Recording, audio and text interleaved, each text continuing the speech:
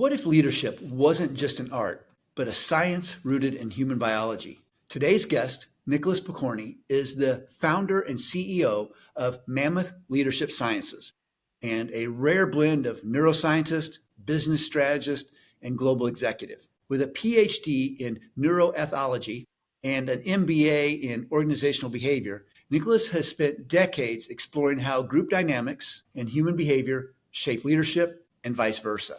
He even wrote a book about it called The Mammoth in the Room: How Great Leaders and Their Teams Embrace Evolutionary Truths for Outstanding Business Results. He's led multicultural, high-performing teams around the world. He's built cultures that scale collaboration and inclusion and driven business transformations at the intersection of science, strategy, and humanity. Nicolas believes that great leadership isn't about charisma or control. It's about understanding what makes people tick and designing cultures that tap into that truth. If you want to explore the evolutionary principles of leadership, decode behavior in high-stakes environments, and learn how to lead like a scientist and a human, this conversation's for you.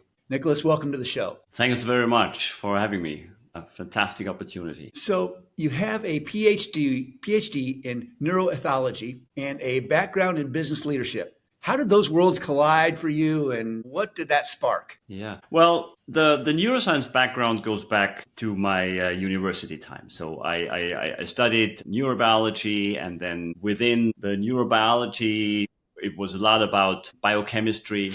But then very quickly, it became more when we were able to link biochemistry to behavior, obviously on animal level. But then once I stopped studying, you need to make money. So the first job I got was going into sales in a biopharmaceutical company. And over time, I was able to lead teams. So I had the honor to lead teams of all sizes, obviously at the beginning very small, and then later on very big ones. And what I found was everything I learned during my studies about behavior applied on a human level in the same way when you go into, when you look into biology books. You could just basically find out that evolutionary psychology, socioeconomics, all of that transpires in everyday interactions. And I found that my evolutionary understanding of human biology and behavior helped so much in leading teams. So you actually go back into the human biology, into evolution, into evolutionary psychology, and that gives you the ground knowledge and basics for leading teams. Now, that was that part. But then later on, because I was in business, I also needed to add more knowledge about business. That is when the MBA came together. But what I did do is my master thesis at the MBA was about human behavior and how humans behave in bigger groups like corporations. Okay. So what do most leaders get wrong about human behavior in group settings, and how can understanding brain science change how we lead? Yeah. So I think the biggest learning from myself, and that's the way how I look at it, is as business leaders, we are actually not leading the business. We are actually leading the people who do the business. And that is on a completely different scale. I see it in a way that every business decision, since the beginning of time, since the beginning of businesses have been established, or since we started to trade as human beings, has never been anything else than the representation of the human behavior of that very person who took this decision. And that means we're actually not leading a business, but we're leading human behavior.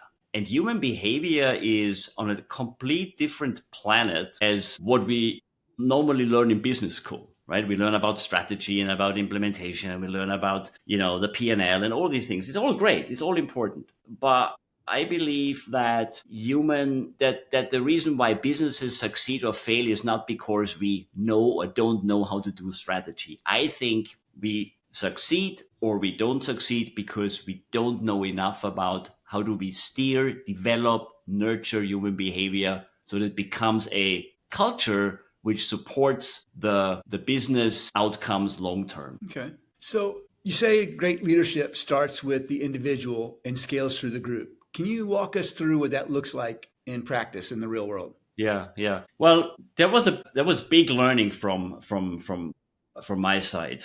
I didn't strategically approach this from the get-go like this. But what companies very often do is they lead with the business objectives and then basically expect that the humans who actually do the business are then somehow finding their place within these objectives. And that was also my approach at the beginning. So I led with all stuff I got from headquarters and all the slides and this is where we need to go and let's go and blah, blah, blah, and all this. But then later on, I found out very quickly actually that if you do that, you're actually losing your people, because each and every one of us is working for him or herself first. So you're not working for a company, you're working in a company, but you work for yourself. You want to make a living. You want to sustain your family. You want to pay the rent, right? So my approach has changed. When I work in a team, when I have the honor to lead a team, my first actions are actually going into a very deep understanding of the people. So I try to understand every single individual very deeply, what drives him or her, where he or she wants to go, what are his or her career plans and paths. And once we figured that out, then I go to the business and then I say, okay, here is where the business needs to go. Here is where you need to go. And here is where you can find, and I work with the employee, here is where you can find your career goals, your future within the company goals. So that's important, that every individual who works in a company can identify his or her own goals within the company goals. And so you have a development plan. I appreciate that you're taking the time to do that with people. I've actually spoken with him. A friend of mine, his name's Hank Epstein, and he runs a business coaching practice out of Washington, Missouri called The Quality Coach. And we get together for lunch every so often. And one of the last times we got together, he talked about how people are meaning-making machines. It's not like you just tell them something and they do it. They process it. What does this mean to me? And what may sound good for the company may be perceived, whether accurately or inaccurately, as a threat to them or to their career. Yeah. And getting them to engage does require, in his opinion, exactly what you're saying, is someone to sit down there and explain to them, like, these are the corporate objectives and this is what this means to you. Yeah, exactly. In a non-threatening way, so that there is lack of anxiety and fear and enhanced engagement and cooperation. And yes, that does take more time for a leader to do that, but it's a short investment of time up front to pay off over the long term by far. So I agree with what you're saying. 100%. And what's important here is when someone is able to do that, then you start to know your people, not only where they want to go, but also how they tick. And that is also one of the big learnings I had in my career. So you talk, even when you go within a team to a certain place, whatever that business goal is, it's important that you understand, is that person in private maybe a artist, maybe a professor for botany, or maybe an athlete. And these are all real examples, because even when I explain business goals, I will talk about the same business goals, but in a different way to the different people. Now, the reason is, what's important here is, when you scale up an organization, that only works with a certain number of people. That's why it's important to, when you lead people, that your span of control is always manageable. So your team of 6, of 8, of 10, it works. If you lead 20 or 30 people who report to you, it doesn't work anymore. That is why it's always, need to find the balance between hierarchical organizations and the different levels and flat organizations. I'm not a big fan of flat organizations to the extent that one person has 30 direct reports, because then this individual approach goes overboard. But when you get it right, you are in the best shape to navigate the complexities within a group. And I can speak about them as well, but that's... So could you give me one story where the science completely shifted the way you or someone else approached a leadership challenge? Oh, yeah, absolutely. I was a product manager, and then I had the opportunity to become a sales team leader, which is also an interesting thing, right? Because in the way how we promote people through the organizations is, I was a great product manager. I was good in doing detail aids. I was great in running scientific conferences. And then one day my boss told me, now you're ready to lead 8 people. right? So I am going into this first meeting with them and equipped with all my headquarter BS slides, and this is where we go, this is where we go, and this is what we need to do, and here is, P&L and growth over last year, and I have this very inspiring, I thought for me, inspiring presentation. And once I've done, I'm walking out, and one of my later on turned out to be super strong salespeople, one of the best I ever had, right?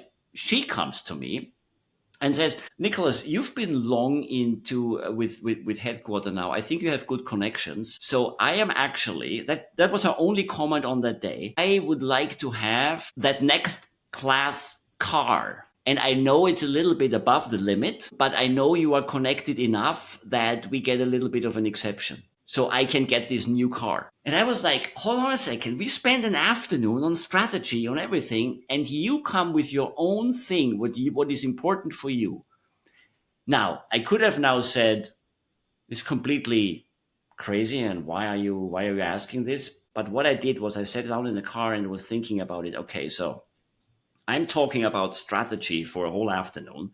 But the person who actually is one of the best salespeople had much more her personal well-being in mind. And that is 100% clear once you think about it, because every single person works first and foremost for him or herself. If you get the people on board first, and then you are rolling out your strategy. And now, obviously, this is not something you do over the course of months. You need to be very quick on this, right? You need to sit down at the beginning. Just recently, one person, was promoted from an individual contributor role to leading a team of 8. And he called me and I have no clue for the first time in my career what I do, because I am an expert in what I did before, but now I need to lead 8 people. What do I do first? And I told him, sit down with your people. Of course, you understand your business goals, but sit down with your people and understand them deeply. And that is what he's doing now. It's funny you say that, because I was in a conversation not long ago, and the executive I was talking to said his number one priority was to build the trust of his team members. He said when he first got, he just spent the first day talking to them about who their family was, where they went to school, where they grew up, what they're like. He wanted to get to know them on a personal level. He said, I'm going to have a whole career worth of time to get to work with these people, but I want to know who they are, what matters to them, and why. And as a leader, our decisions are only as sound as the facts on which they're based. And we can't be everywhere all the time, and we can't see everything. We have to rely on other people. And if there isn't trust, they won't feel safe telling the leader the truth. And by default, the leader is incapable of making the best decisions because they don't have the best information. And that taking that little bit of time up front, I think, is a very, very good investment of time. If you've got someone who is, in a role, and they feel that everyone else is competing and they want that role, then the person who is in charge, like I said earlier, your decisions as a leader only sounds the facts on which they're based, and you have to rely on other people. And if you can't trust them to tell you what's good and what's not and what's going on, and they're not your eyes and ears because they've got a different agenda, that is a breeding ground. And I've seen cultures like that. I have actually once taken over a big group of around 100, not quite 100, around 90 people who basically in the leadership before were living that toxic culture. And it took the team I inherited, because it was a multiple layers company. It took us, I think, 2 years to get this toxicity out and to replace this with an environment where everyone was really, really happy to contribute. This is where the science gets a bit of an art, I can tell you that.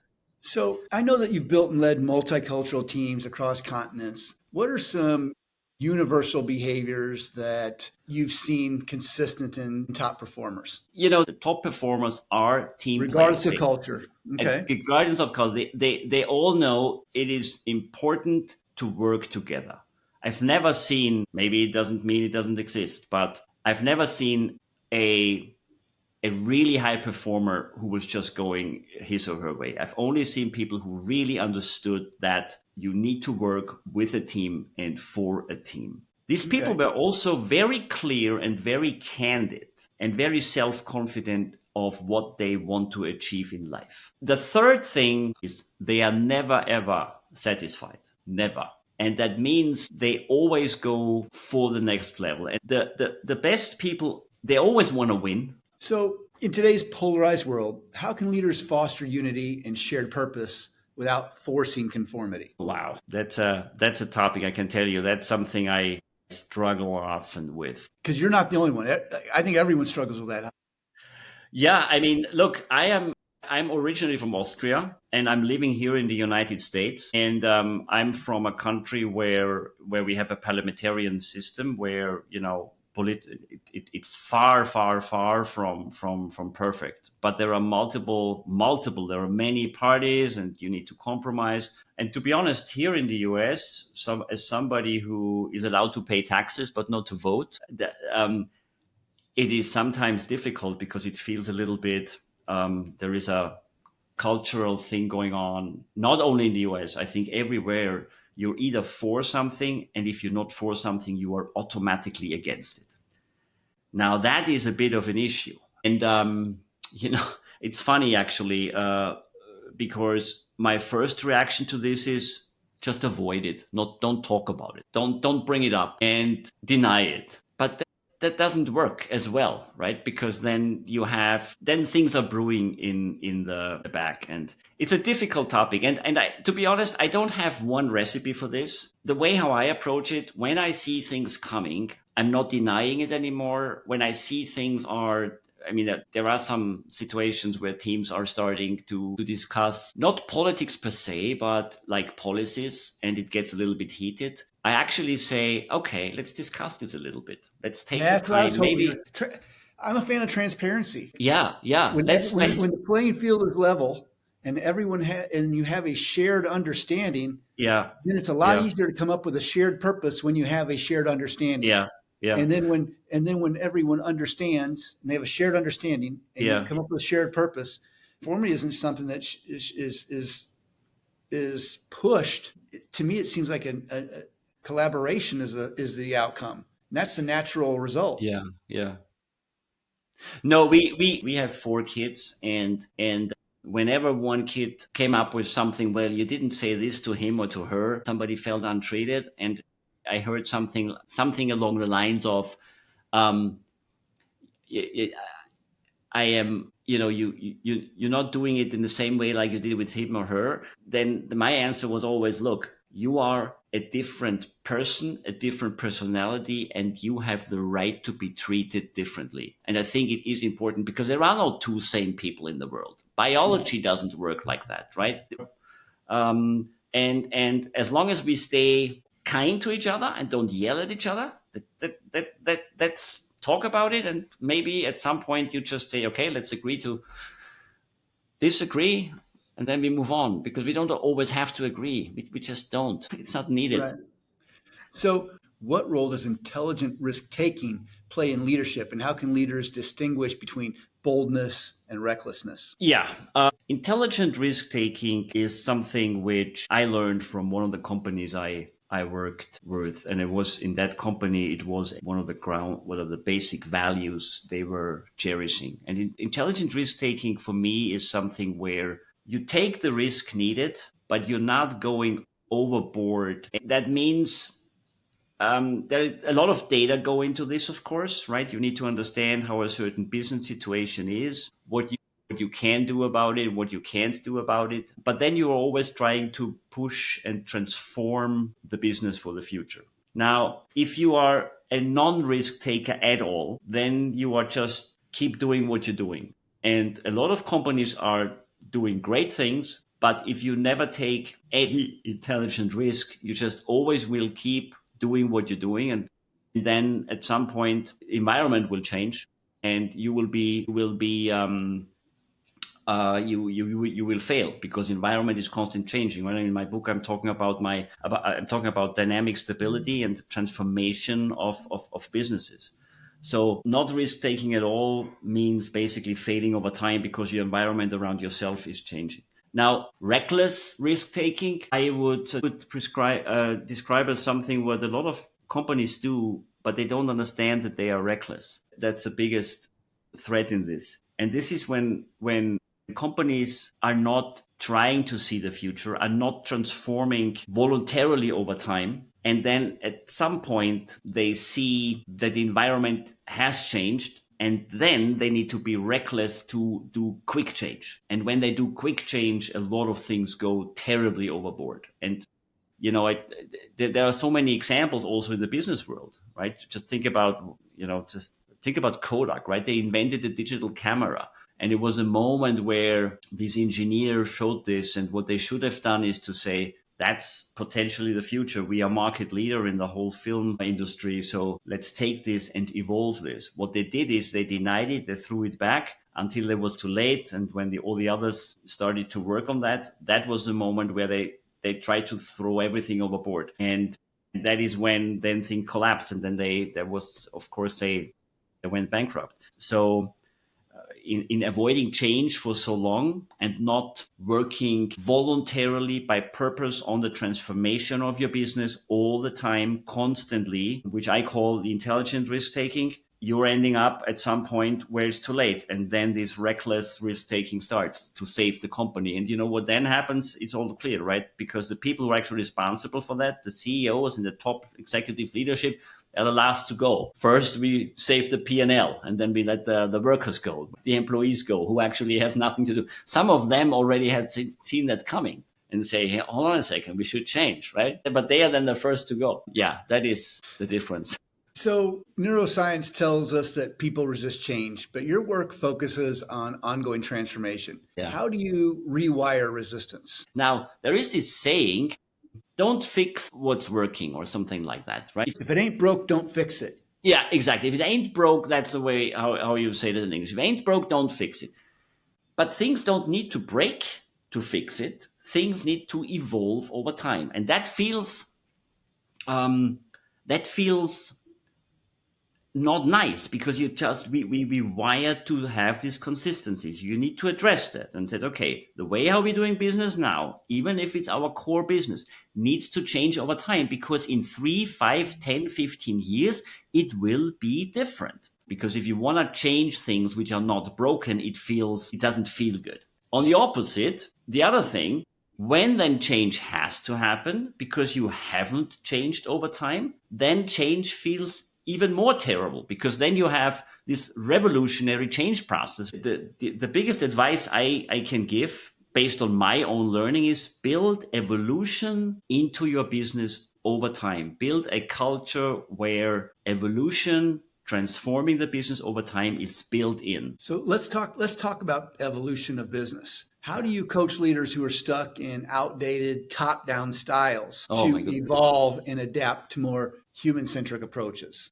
So I am trying to build this balance. The default leadership style should be by competence, by vision, by humility, by inclusion, by transparency, because that is influence-based leadership, and it's built on, and that is the big clue. It inspires collaboration and cooperation. Absolutely, right? But in certain situations, like a crisis situation, a production line fails or whatever, right? You need to have a very clear guidance, who says what, and then things are going.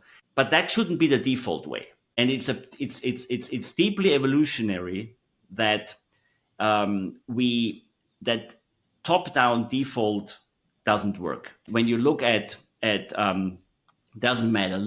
Look at warfare. Look at the a good example is the Qin dynasty around 220 before BCE, where they had an unbelievable unification effort at that time. They built streets, they had unified unit system, and so on and so forth. So they were able to do a lot within a short period of time. But when this guy died, there was immediately a revolt. The next dynasty afterwards was built on, the Han dynasty was built on collaboration, was built on this, what I described as the second part of the leadership, which is an influence-based leadership. It wasn't bloodless. There was also hierarchy, but it held much longer. So I tell my leaders all the time, you need to build your influence network. You need to build your competence. You need to be trusted as a leader in a collaboration way and influence based, and you be very sparely in going top down.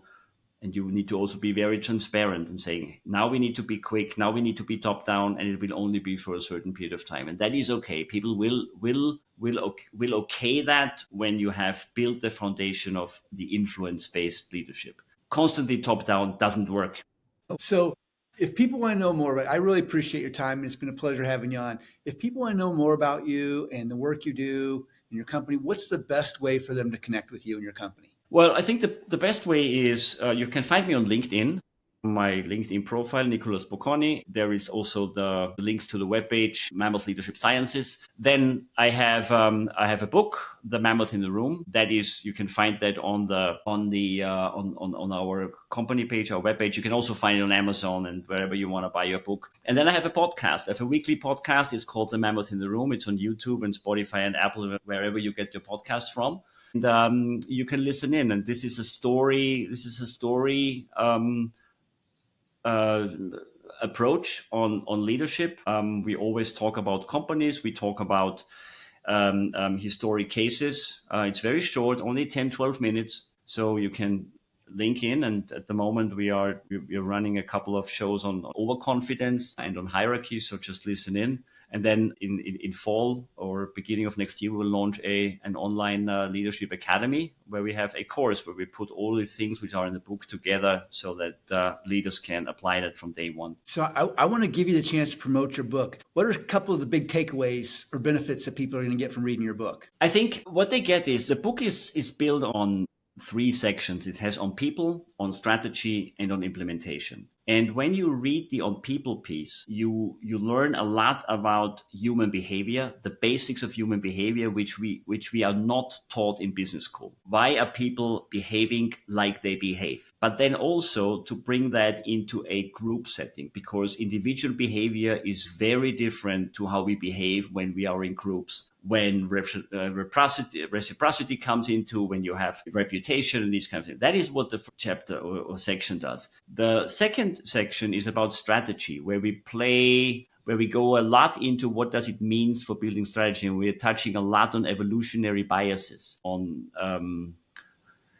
false positive decision-making biases, overconfidence biases, and all these things. It's very important to understand them and know them. And once you have done that, and there is also a section which built in, which is called Be Political, because that's the way how decisions are done. You can like it or not, but politics is the way, even in a company, how decisions are done. You need to build your network and you learn how to be political in a good way, right? So that you get your good project, your good intention through. And the last piece is on implementation, how to put all of this in the ground. It's a nice parenthesis about everything. We believe it would, if you read it, you're in a good place for a good start. Good. Well, thank you so much, Nicolas. It's been a pleasure having you on, and I appreciate your time very much. Thank you for coming on the show. Thank you very much for having me. It was a pleasure. Thanks.